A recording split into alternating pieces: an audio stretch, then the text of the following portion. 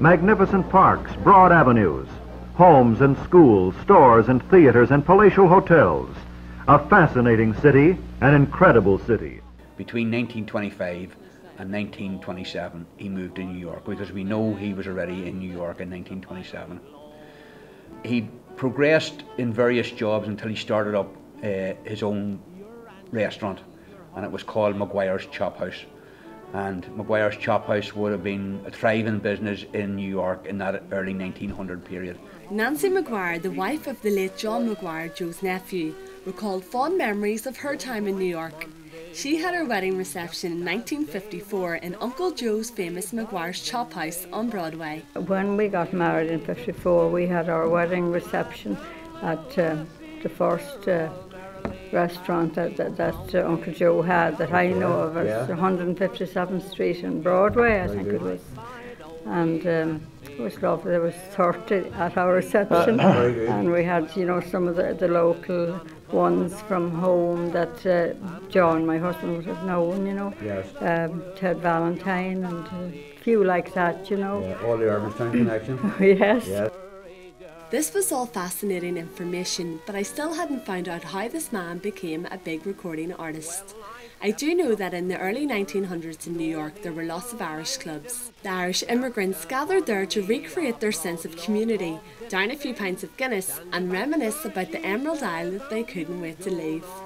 It was here in these clubs that Joe's musical talent shone through. I will not scorn thee. Well, he was, you know, he was great, you know, he was able to play a few reels or jigs or whatever, you know, and sing, and sometimes music like that, you know, was very well thought of. People liked that kind of music, but we enjoyed, you know, being with them whenever we were. In 1927, Joe had originally signed for Columbia Records, but he switched to Decca Records in 1930. Songs were without music, but in that time period, the 1930s in America, during the American Depression, record companies tried to get the songs on with music backgrounds, but recorded and played to a big Irish audience that were in New York and in America as a whole. And Joe Maguire's music was recorded on the Decca label. He actually penned 5 or 6 of them himself, so they've all got a local connection.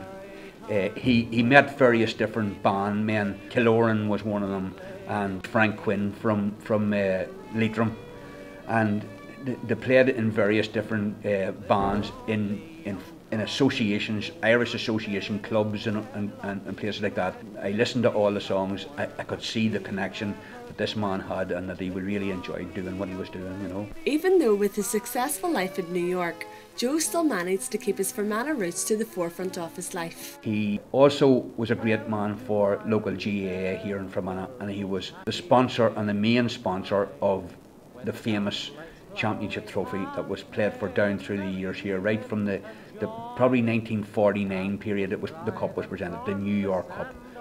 The highest esteem that he was held here in Fermanagh was that in a McKenna Cup match in Irvinstown on the Sunday before he left to go to America, Joe was selected to throw the ball in at the start of the game. So the referee would blow the whistle, Joe would lift the ball and throw the ball between the 4 players in the centre of the field, and he would have scarpered off the pitch as quick as he could then, because they were playing around him very quickly. And my mother and my jolly